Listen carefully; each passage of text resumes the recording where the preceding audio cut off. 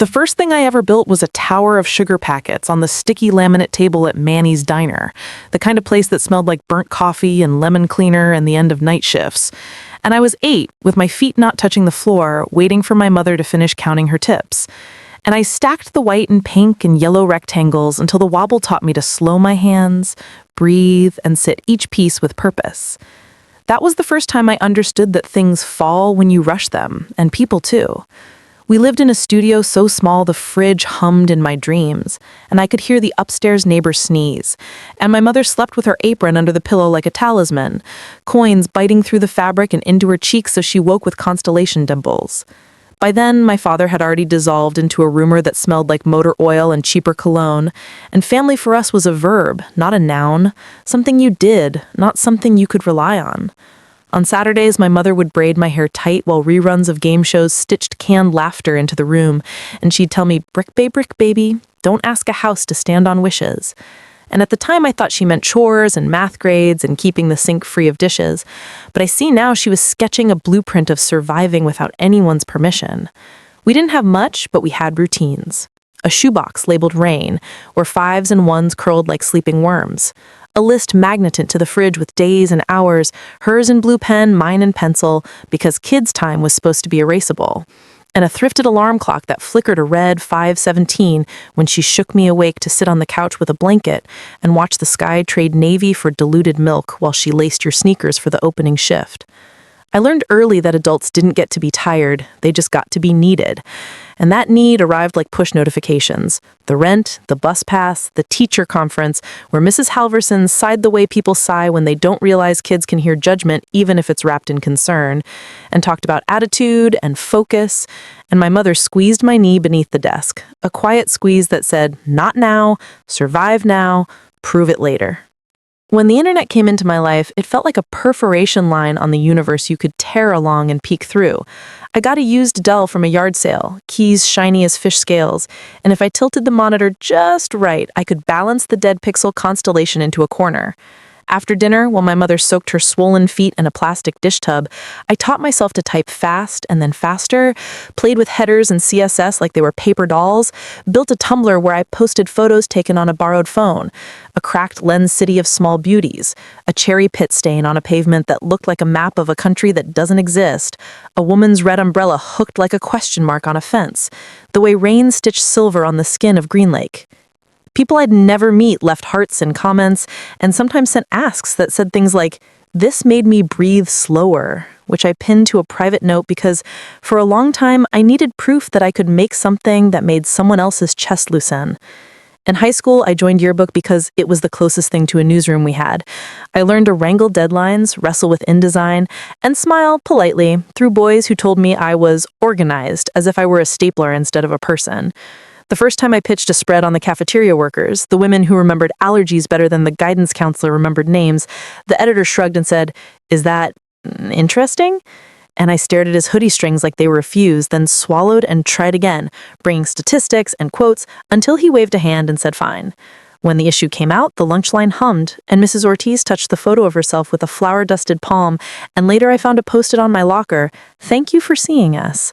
That's how bricks begin. One small square of being seen, mortared with the stubbornness to insist ordinary lives are not a boring subject.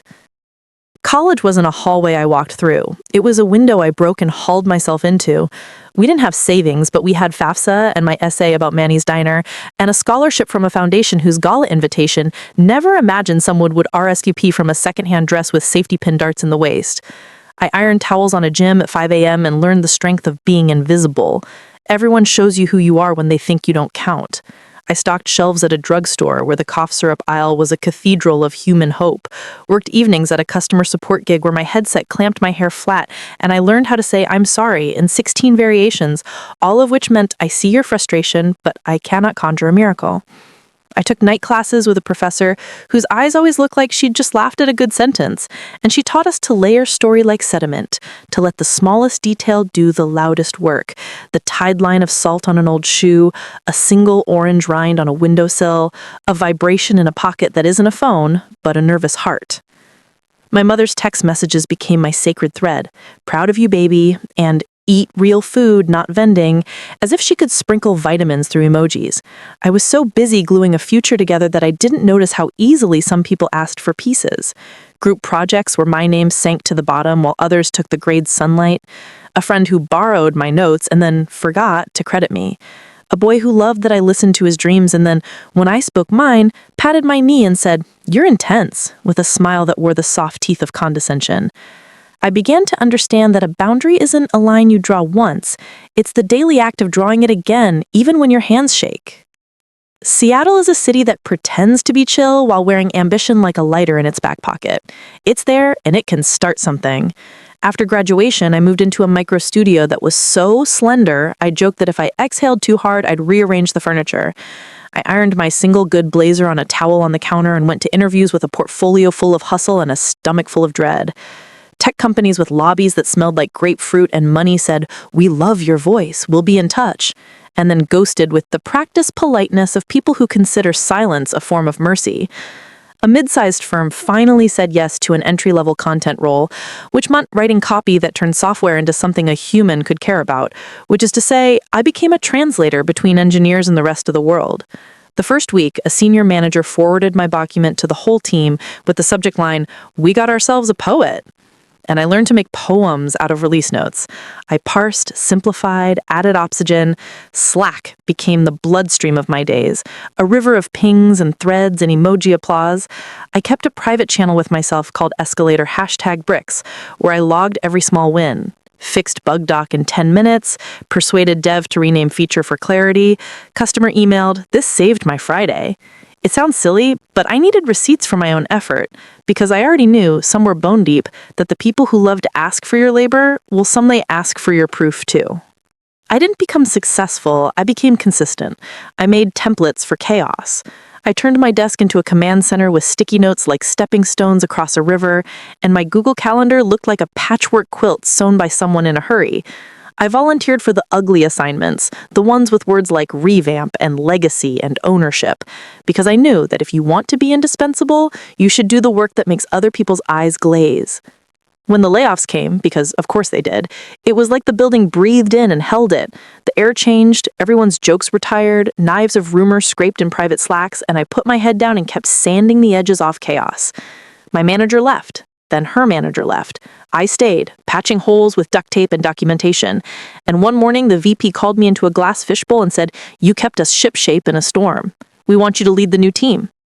I went back to my desk and stared at the little rubber plant my mother had given me and thought about how leadership is just accountability with better lighting. And I said yes. My salary doubled in 2 years. The day the number hit my account, I took a screenshot and sent it to my mother with a row of house emojis, her dream retiled into pixels.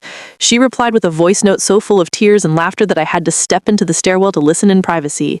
She said, "Brick by brick," like a benediction. Success is supposed to feel like arrival, but for me it felt like a new kind of inventory. More decisions, more calendars, more names to learn and care about. I hired interns who reminded me of the me who used to fold towels, and I told them the truth. The work is the work, but the story you tell yourself about the work is the difference between endurance and erosion. I kept my receipts for my boundaries.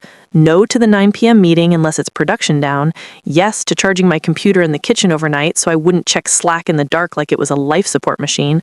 No to the colleague who thought a quick chat was a 1-hour therapy session. Yes to the messy miracle of weekends. I built a small life of intentional luxuries, good sheets that felt like a hotel, a Dutch oven that handled soup like an apology, Sunday morning pastries from a bakery where the barista wrote my name on the cup with a flourish like the beginning of a romance. I wasn't lonely exactly, but I had made a pact with myself not to confuse company with care, so I kept my circle small and my phone on Do Not Disturb after 10.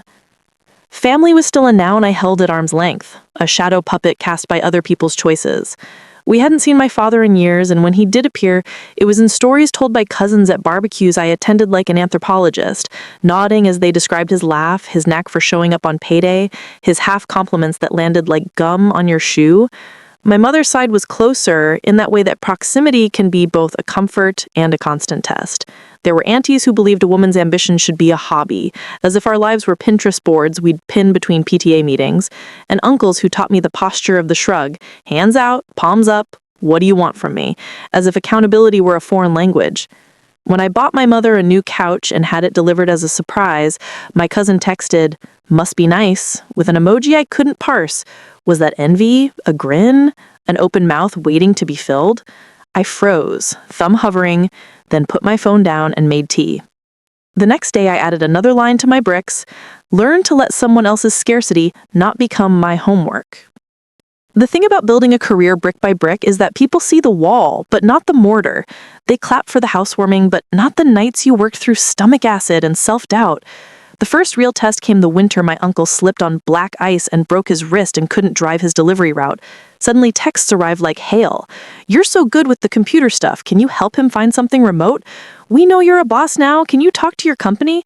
Just for a little while, till he gets back on his feet." I wanted to help. I did.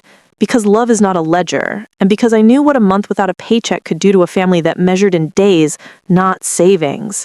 I rewrote. Success doesn't announce itself with trumpets. It seeps in like light through blinds you forgot to close, a thin gold strip across your cheek that feels accidental until you open your eyes and realize the whole room has shifted.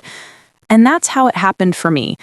Not one promotion, not one big check, not even the day my name went on the org chart in a little box of authority, but a slow accumulation of moments that added up until suddenly the air felt different and people's tones bent when they said my name.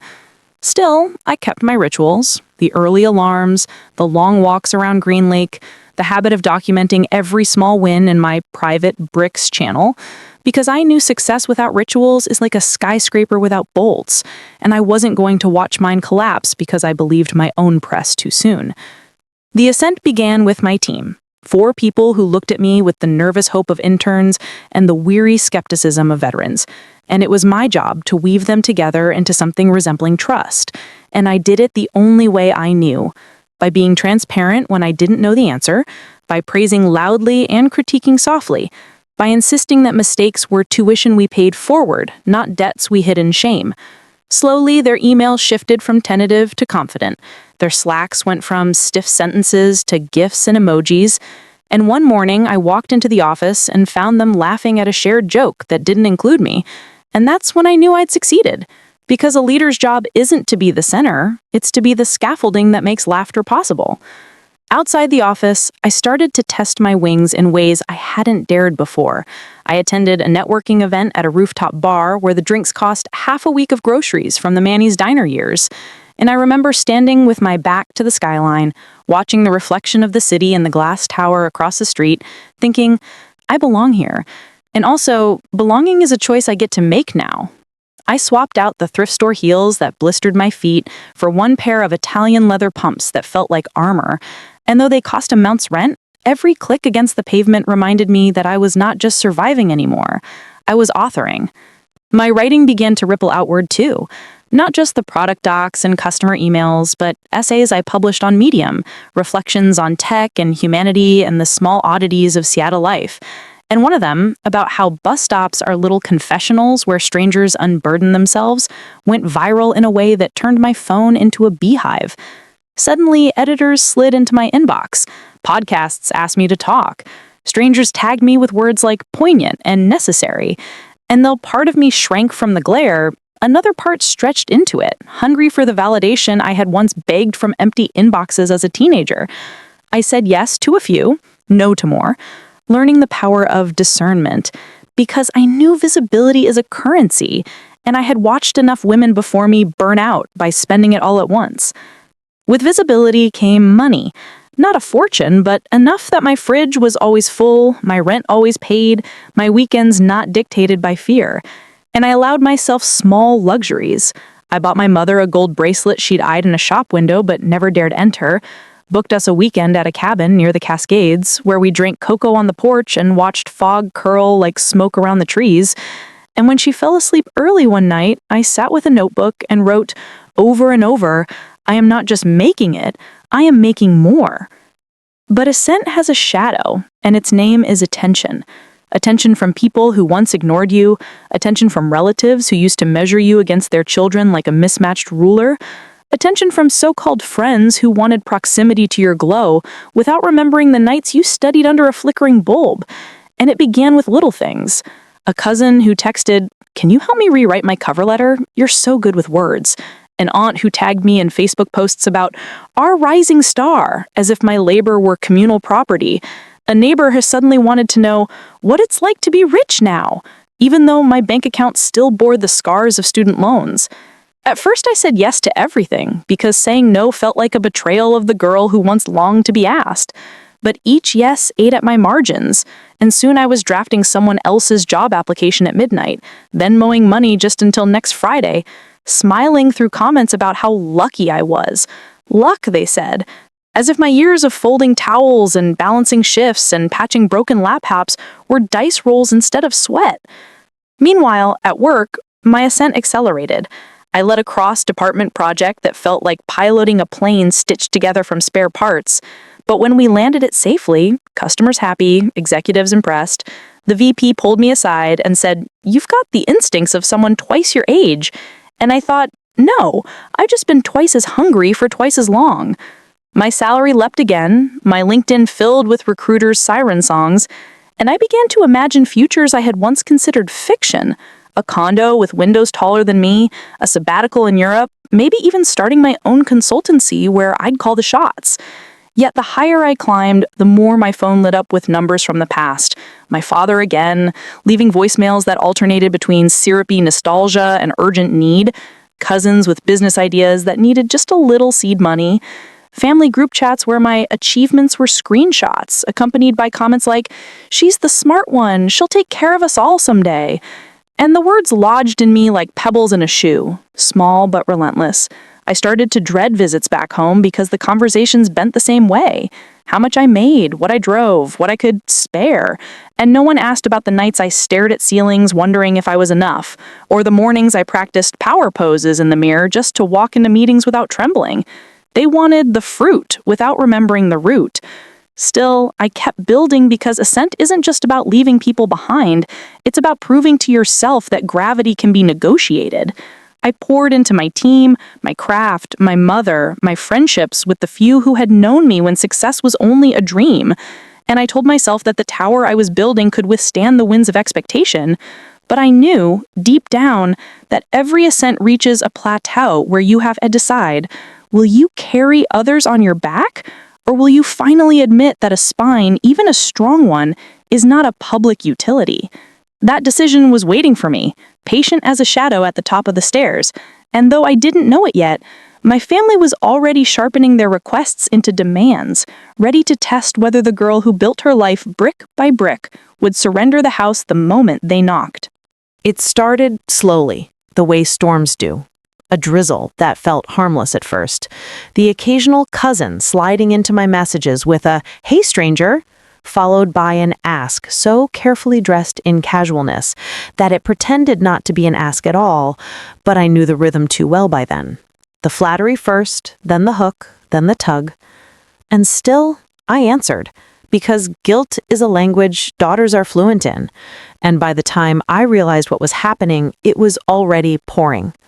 My aunt called one Sunday morning while I was still in pajamas, coffee cooling on the counter, and without a hello, she said, "Sweetheart, your cousin wants to take a certification course, and you know those things cost an arm and a leg, but you're the successful one now, right? You can help out just alone. Family sticks together."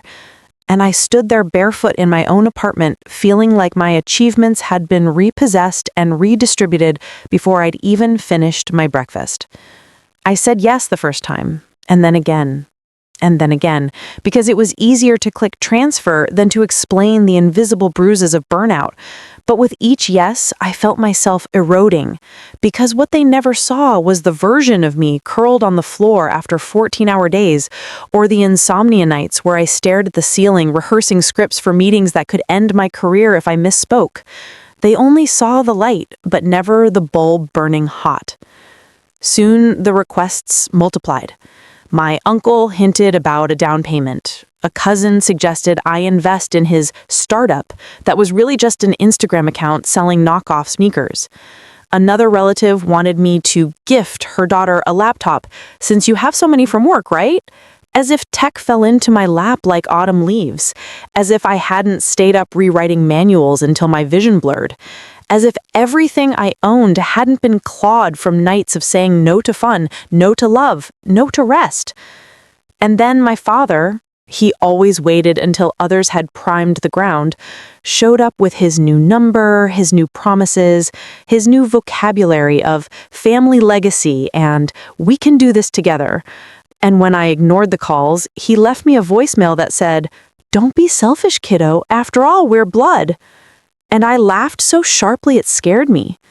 Because blood was what had left my mother's apron damp at Manny's diner when he walked out. Blood was what she scrubbed off the floor of her body after double shifts. Blood was what I carried in silence while building brick after brick of my career. And now he wanted to weaponize it into guilt. I tried to set boundaries, small at first, like fences made of string. I can't co-sign a loan. I'm not comfortable with that. I can't invest in a business, but I wish you the best. I'm not a bank. I'm your cousin. Please don't put me in that position. But the responses stung. Silence, passive-aggressive comments, screenshots of my vacation photos posted in group chats with captions like, "Must be nice," whispers that I had forgotten where I came from, that I thought I was better than them, that money had made me cold. Cold, they called me. As if I hadn't melted myself thin for years just to prove worthy. As if my warmth hadn't been consumed already by deadlines and deliverables and the relentless performance of competence in rooms that were waiting for me to stumble. My mother tried to buffer it, tried to carry the weight on her own shoulders, saying, "They don't mean harm, Mija. It's just pride mixed with need." But I could see how her voice tightened when she said it, how the apron strings of old habits were still knotted around her, how she too wanted to believe family was a refuge and not a siphon. It came to a head the summer I brought her to a family barbecue, thinking maybe presents could bridge the gap. Maybe they'd see her joy in the new couch I'd bought her, in the shoes she wore without holes. But instead, it was like stepping into a tribunal. The moment we arrived, my cousin cornered me with, "So, when are you going to help me move to the city? I know you've got connections." My uncle chimed in, "You can't just keep all those blessings to yourself. That's not what family's about." And later, when I went to the kitchen to refill drinks, I overheard two relatives whispering that I should be paying for everyone's kids to go to college because she can afford it. And something inside me cracked, like a plate dropped on tile. I spent the rest of the evening plastering on smiles, laughing too loudly at jokes that weren't funny, eating potato salad that turned to ash in my mouth, and when my mother asked if I was okay on the ride home, I told her I was just tired. But the truth was I was hollowed out, the marrow scraped clean by the idea that my life's work was not my own anymore, but communal property to be doled out as others saw fit. Back at my apartment, I sat on the floor in the dark, laptop open, scrolling through my #bricks channel, rereading every small win I documented, bug fix, customer email, team success, promotion, like proof of life. And I whispered to myself, this is mine, like a spell, like a shield, like a refusal to let their narrative overwrite mine. Still, the guilt clawed at me. Because guilt is sticky. It adheres to your ribs. It makes you question whether boundaries are cruelty, whether saying no makes you a villain, whether you are betraying the very people who once kept you tethered. I tried to set boundaries, small at first, like fences made of string. I can't co-sign a loan. I'm not comfortable with that. I can't invest in a business, but I wish you the best. I'm not a bank. I'm your cousin. Please don't put me in that position. But the responses stung. Silence, passive-aggressive comments, screenshots of my vacation photos posted in group chats with captions like, "Must be nice," whispers that I had forgotten where I came from, that I thought I was better than them, that money had made me cold. Cold, they called me, as if I hadn't melted myself thin for years just to prove worthy, as if my warmth hadn't been consumed already by deadlines and deliverables and the relentless performance of competence in rooms that were waiting for me to stumble. My mother tried to buffer it, tried to carry the weight on her own shoulders, saying, "They don't mean harm, Mija, it's just pride mixed with need." But I could see how her voice tightened when she said it, how the apron strings of old habits were still knotted around her, how she too wanted to believe family was a refuge and not a siphon. It came to a head the summer I brought her to a family barbecue, thinking maybe presents could bridge the gap. Maybe they'd see her joy in the new couch I'd bought her, in the shoes she wore without holes. But instead, it was like stepping into a tribunal. The moment we arrived, my cousin cornered me with, "So, when are you going to help me move to the city? I know you've got connections." My uncle chimed in, "You can't just keep all those blessings to yourself. That's not what family's about." And later, when I went to the kitchen to refill drinks, I overheard two relatives whispering that I should be paying for everyone's kids to go to college because she can afford it. And something inside me cracked, like a plate dropped on tile. I spent the rest of the evening plastering on smiles, laughing too loudly at jokes that weren't funny, eating potato salad that turned to ash in my mouth. And when my mother asked if I was okay on the ride home, I told her I was just tired.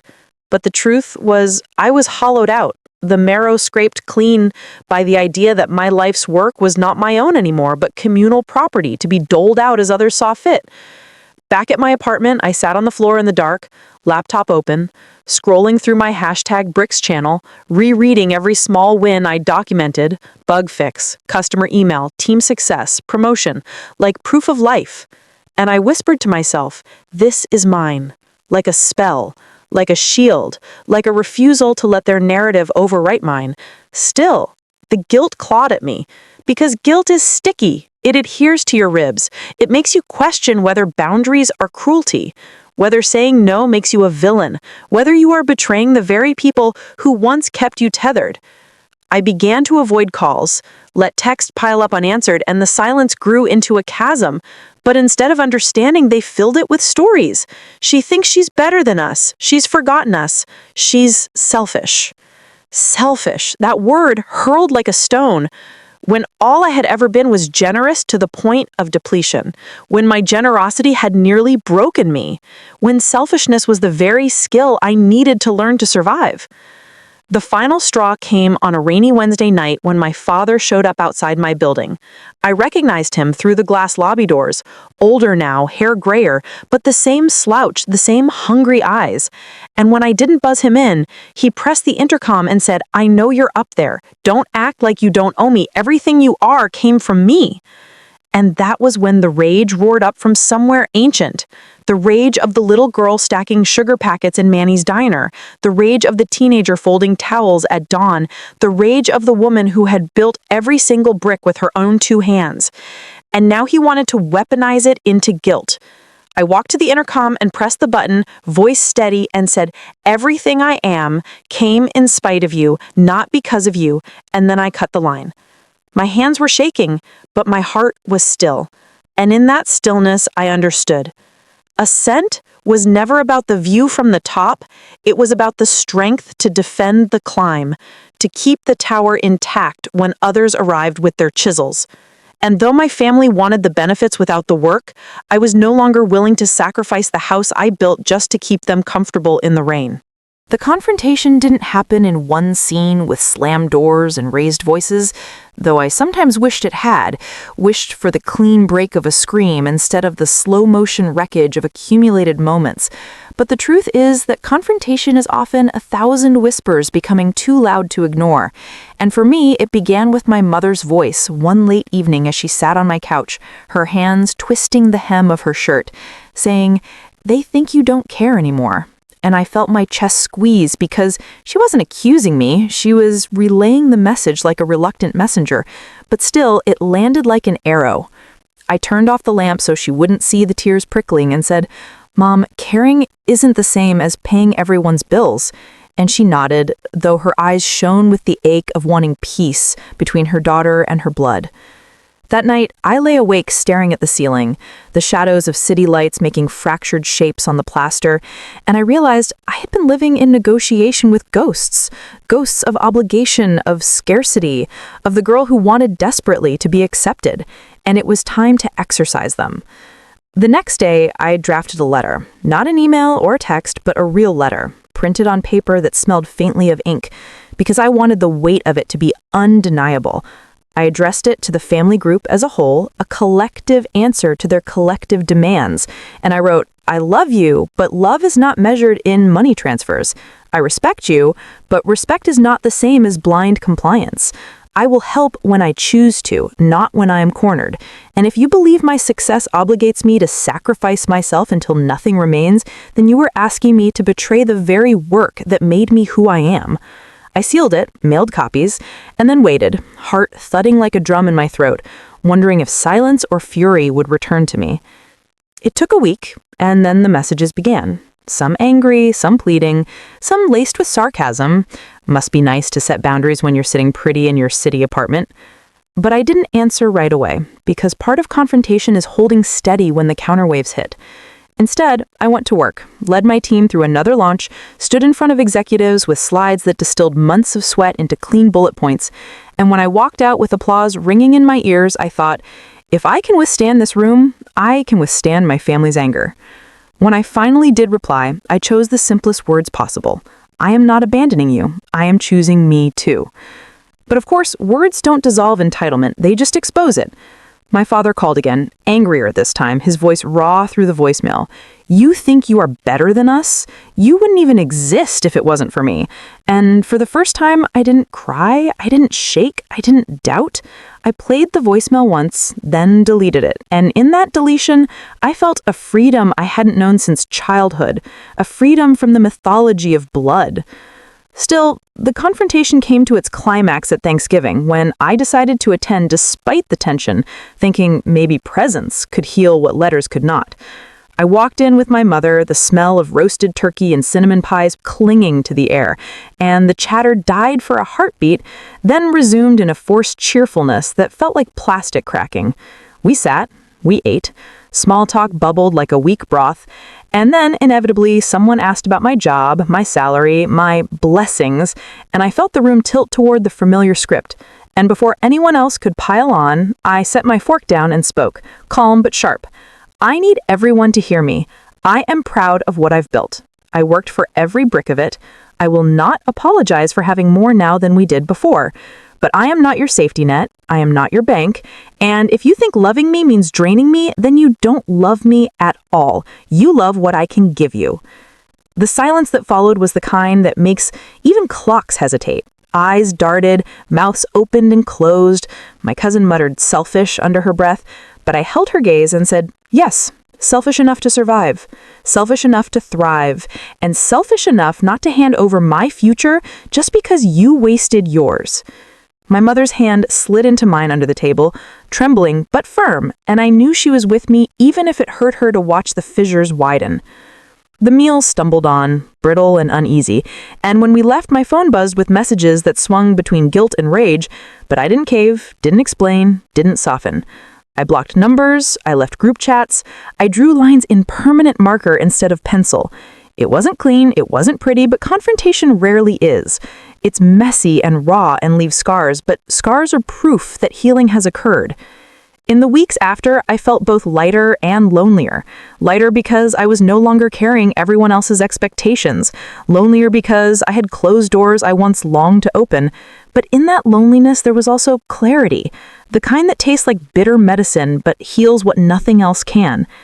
I filled the space with new rituals, Saturday mornings at the farmer's market, long conversations with friends who asked about my heart instead of my wallet, evenings cooking recipes my mother taught me while she hummed in the kitchen, laughter echoing in our smaller, chosen family.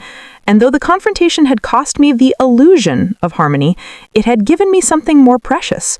The truth that my life was mine, fully and fiercely mine, and no amount of guilt could repossess it again. Resolution doesn't come with fireworks, it comes with quiet. Quiet like the morning after a storm when the air smells scrubbed, when the sidewalk shines slick and empty, when you can finally hear your own footsteps again. And that's how it unfolded for me in the months after the confrontation. Not in one sweeping epiphany, but in the gradual reclamation of space, breath, and identity that had been eroded for so long by guilt and obligation. I found myself relearning joy in small increments, like muscle memory coming back after injury. The joy of walking home from work with headphones in, rain misting against my face, no buzzing phone demanding money or explanations. The joy of buying flowers for myself on a Tuesday just because the yellow tulips look like bottled sunlight. The joy of cooking dinner slowly, chopping vegetables without rushing, letting garlic sizzle in olive oil while a podcast hummed in the background. The joy of inviting friends over and laughing so hard wine spilled and nobody cared. And perhaps most healing of all, the joy of watching my mother's shoulders finally loosen, as if she too realized that my boundaries were not walls against her, but walls protecting both of us. Because now, when relatives tried to bypass me and guilt her into softening me, she simply shook her head and said, "She told you no. Respect it." And those 6 words were stronger than any defense I could mount alone. In that quiet, I also began to look inward at the scar tissue, not to reopen it, but to understand it, and therapy helped.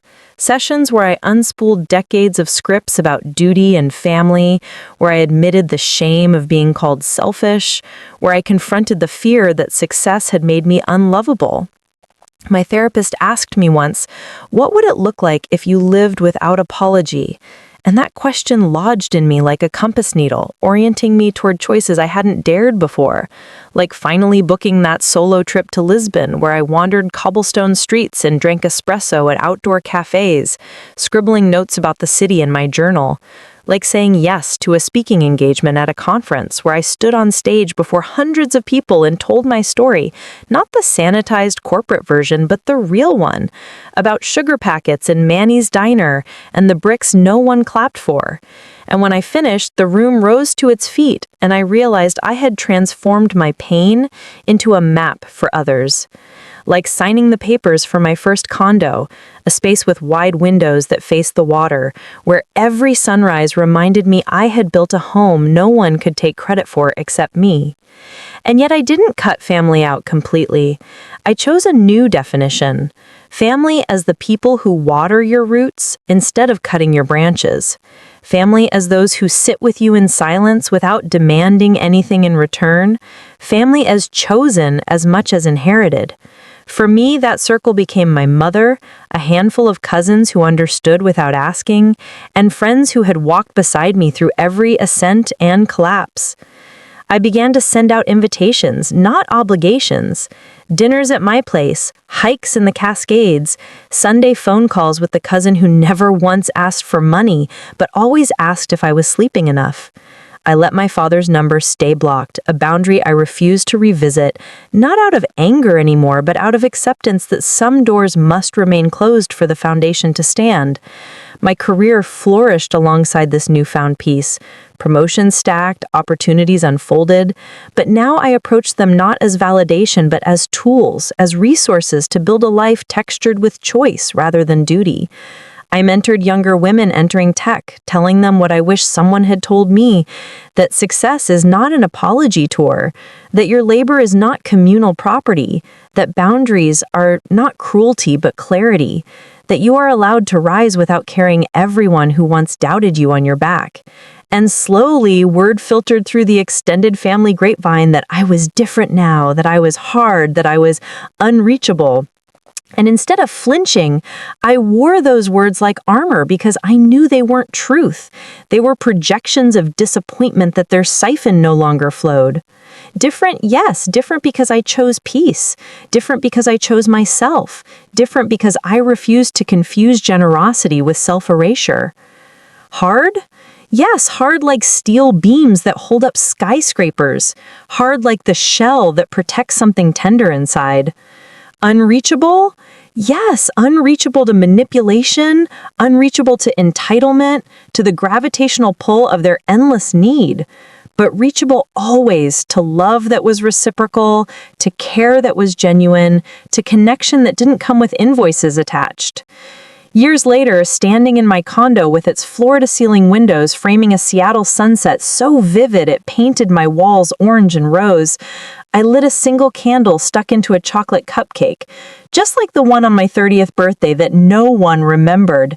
And this time, I wasn't waiting for calls or texts that never came. I wasn't staring at a blank screen, hoping to be seen.